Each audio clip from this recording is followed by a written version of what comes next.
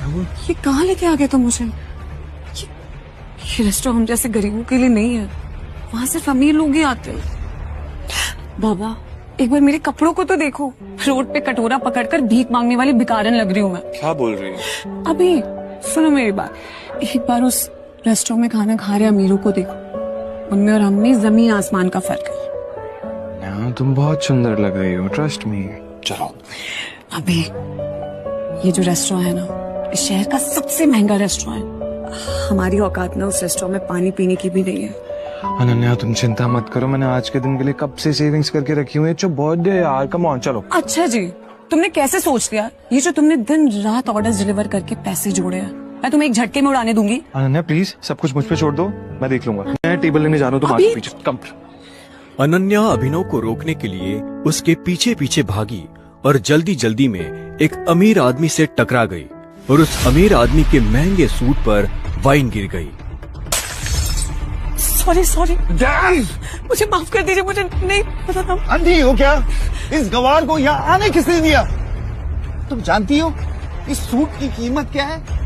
20 लाख का सूट है ये। मुझे माफ कर दीजिए सर, मुझे नहीं पता था। मैं अभी चल जा। तुम्हें क्या लगा मैं तुम्हें यहाँ से आसानी से जाने दूंगा? इस सूट की कीमत चुकाओ वरना क्या? वरना क्या? अरे वाह, एक और सड़क छाप गवार। लगता है स्टैंडर्ड्स वाकई में बहुत गिर चुके हैं। अभी क्या भी मेरी पत्नी से माफी मांगी। मैं माफी मांगू? तुम जानते भी हो मैं हूँ कौन? माफी मांगते और चलते हैं ना यहाँ से। He's the owner of Sikania Industries. Let's go, please. तुझे समझ में नहीं आ रहा? मैं कह रहा हूँ माफी मांग मेरी पत्नी से, अभी क्या भी। वरना कहीं ऐसा ना हो तू इस दिन के लिए पूरी जिंदगी पछता है। अभिनव की बात सुनकर वो अमीर आदमी गुस्से से तिलमिला उठा। पूरा रेस्टोरेंट उसे देख रहा था। मैं इस शहर का सबसे बड़ा हीरा व्यापारी हूँ। अमीर से अमीर लोग, मंत्री, संतरी, सब मेरे पॉकेट में रहते हैं। मैं चाहूँ ना चुटकी में तुम्हारा नामो निशान मिटा सकता हूँ। पर अगर मैंने चुटकी बजाते ही तेरे पूरे बिजनेस का नामो निशान गायब कर दिया तो जब तक वो आदमी अभिनव की बात समझ पाता, अभिनव ने अपना फोन निकाला और किसी को एक मैसेज भेजा। अगले ही पल उस अमीर आदमी को एक कॉल आया और उसके पैरों तले जमीन खिसक गई। व्हाट? ये सब कैसे हो सकता है पापा?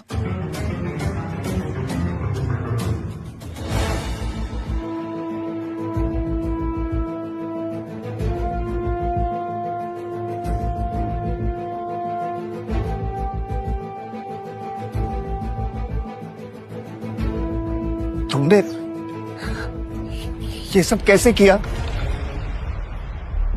आखिर तुम हो कौन?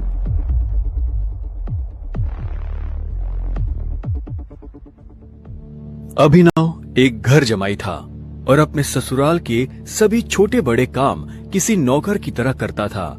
लेकिन आज उसे किसी से मिलने जाना था और उसकी सास शर्मिला को ये मंजूर नहीं था। अरे ओ निठल्ले जमाई, यहाँ पैर दबा, बहुत दर्द हो रहा है। सासू माँ मुझे कहीं जल्दी पहुँचना है, मैं आके आपके पैर दबा दूंगा।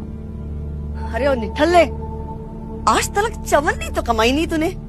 मेरे बेटी के फेंके हुए टुकड़ों पे पल रहा है तू, और तुझे किसी को मिलने जाना है। तभी अभिनव की पत्नी अनन्या वहाँ आती है। क्या हो रहा है ये सब? हाँ, ये शोर शराबा क्या हो गया सवेरे सवेरे? शोर मैंने नहीं, तेरे निखट्टू पति ने मचाया हुआ है, जिसे तेरे सठिया हुआ दादा ने जबरदस्ती तेरे पल्लू में बांध के रखा हुआ है। मेरा बस चले ना तो अभी के अभी इसे लात मार के घर से बाहर निकाल दूं। अभिनव, तुम्हें जहाँ जाना है चले जाना, प्लीज पहले मम्मी का काम करके जाओ। नहीं अनन्या, मैं अभी नहीं रुक सकता, मुझे अभी जाना होगा। सॉरी। इतना कहकर अभिनव वहाँ से निकल जाता है और ये देखकर शर्मिला का गुस्सा 7वें आसमान को छू जाता है। आने दो इस। अब कैसे बचेगा अभिनव अपनी सास के गुस्से से? क्या अभिनव की आज शामत आने वाली है? क्या होगा आगे? थोड़ी देर बाद अभिनव मुंबई शहर की सबसे बड़ी 5 स्टार होटल सैफायर पर पहुंच गया था, लेकिन वहाँ भी उसका स्वागत कुछ ठीक नहीं होता।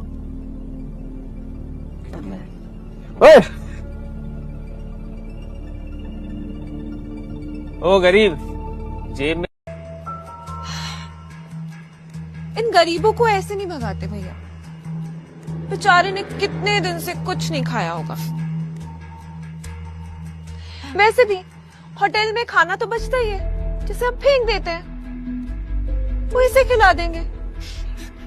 बेचारा बहुत दिनों से भूखा लग रहा है। अभी कुछ दिन पहले ही वैभवी अभिनव के साथ जीने मरने की कस्में खाया करती थी और आज वो उसके ही सामने किसी भिखारी की तरह बर्ताव कर रही थी। मुझे तो विश्वास ही नहीं होता बेब, ये निठल्ला तुम्हारा बॉयफ्रेंड था। देवेन की इस बात को सुनकर अभिनव के गुस्से का ठिकाना नहीं था, लेकिन इससे पहले कि वो कुछ कहता, वहाँ एक आलीशान कार आकर रुकती है। अकरम सर आ गए। उस कार के रुकते ही गेट पर खड़े सभी गार्ड्स उस गाड़ी की तरफ दौड़ते हैं। तभी उस कार से उस होटल के मालिक अकरम निकलते हैं। कार के नीचे उतरते ही अकरम की नजर उस भीड़ पर पड़ती है जिसने अभिनव को घेर रखा था। उस भीड़ को देखकर अकरम अपने गार्ड से पूछता है, होटल की लॉबी में इतनी भीड़ क्यों है? पता नहीं सर, कोई भिखारी है, बोल रहा है कि उसे आपने बुलाया। मैंने तुम्हें कितनी बार कहा है कि मुझे मेरे होटल में ऐसे लोग नहीं चाहिए। उठाकर फेंको उसे बाहर।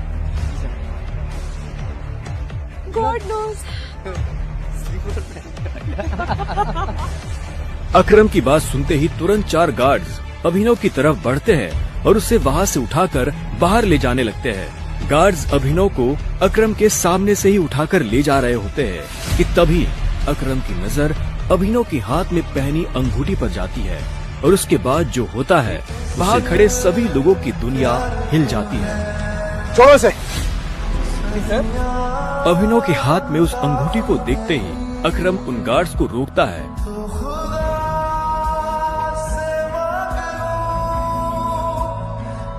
टाइगर। और उधर करोड़पति अकरम अभिनव के पैरों में गिर जाता है।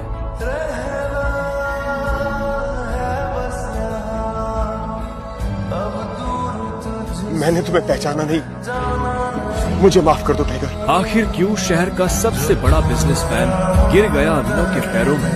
आखिर उस अंगूठी का क्या राज था? क्या वो राज सबके सामने आ पाएगा?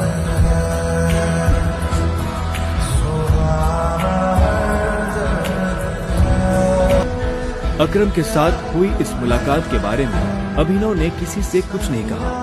अगली सुबह जब अभिनव अनन्या को टिफिन देने उसके ऑफिस पहुंचा, तो उसने देखा कि ऑफिस में भगदड़ मची हुई है। फिर भी वो कानों में हेडफोन्स लगाकर अपनी धुन में मस्त था। भगदौड़ की वजह हाल ही में ब्रेक हुई न्यूज थी। ब्रेकिंग न्यूज, सिंह इंडस्ट्रीज की दिशा बदलने के लिए ये टेंडर आखिरी उम्मीद। मार्केट में इस खबर से सिंह इंडस्ट्रीज के शेयर में आ रही है भारी गिरावट। अनन्या सिंह अपनी कंपनी की डूबती नाव को कैसे संभालेंगी? The situation doesn't look good. ये हमारी आखिरी उम्मीद सिंह इंडस्ट्रीज को रिवाइव करने की। चिराग अनन्या का दोस्त और बिजनेस पार्टनर था। दादाजी के गुजरने के बाद बिजनेस को संभालने के लिए अनन्या ने चिराग को अपना पार्टनर बनाया था। उसे अनन्या का लाइफ पार्टनर बनना था, लेकिन अनन्या के दादाजी ने मरने से पहले जबरदस्ती अनन्या की शादी एक गरीब डिलीवरी बॉय अभिनव से करा दी थी। अनन्या बिल्कुल खामोश अपनी कुर्सी पर बैठी थी। तभी उसके बगल में बैठे कंपनी के चीफ फाइनेंशियल ऑफिसर मौतिक ने कहा, अनन्या, टेंडर ना मिलने की वजह से हमारे सारे के सारे इन्वेस्टर्स ने अपना हाथ खींच लिया and the balance sheet also doesn't look good. अगर इस तरह से ही चलता रहा तो फिर हमारा दिवाला निकल जाएगा। मोतिक, यू नो वेरी वेल, इस कंपनी को बनाने में दादाजी ने अपना पूरा खून पसीना लगाया। सालों की मेहनत से सिर्फ हमारे देश में ही नहीं बल्कि विदेश में भी सिंह इंडस्ट्रीज का परचम लहराया। एक झटके में कैसे सब खत्म हो सकता है? ऐसा नहीं हो सकता। कुछ तो तरीका होगा यार।